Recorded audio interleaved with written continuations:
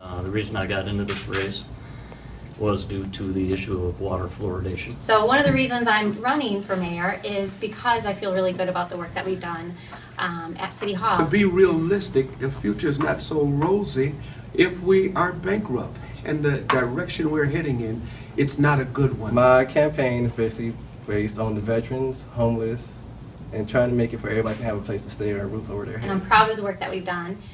We have moved in a positive direction. We're moving in a positive direction in our city. I want to build on that because I think we have a lot of work to do. I do not want my grandchildren to be saddled with a debt that we are coming to. We are coming to a fiscal cliff.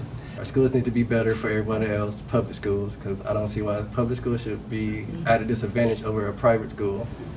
If you have children, you should really educate yourself about fluoridation. Harvard did a study. There was a 20-point drop in IQs, children. Because it impacts the bottom line, the economics of our city. And so that's where I have extensive experience in doing that. I hear you. But I'm not a single issue candidate. If you want to better yourself, go to school. That's what it's for you can get certification and get the money, because you are paid on the skill level that you got.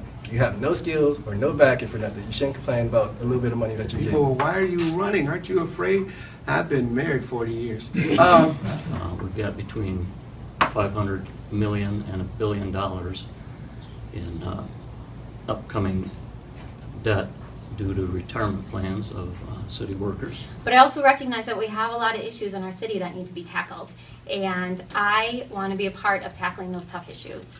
I want us to be an open city. I want us to be a city where everyone has opportunity. And some things the city needs to get out of that it has gotten into and to go back to the core functions so that we are on sound fiscal footing.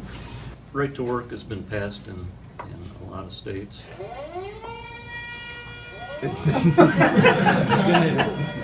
And it's an emergency situation. And then I anticipate that organized labor will continue to be a voice, a strong voice for the working class. We need that.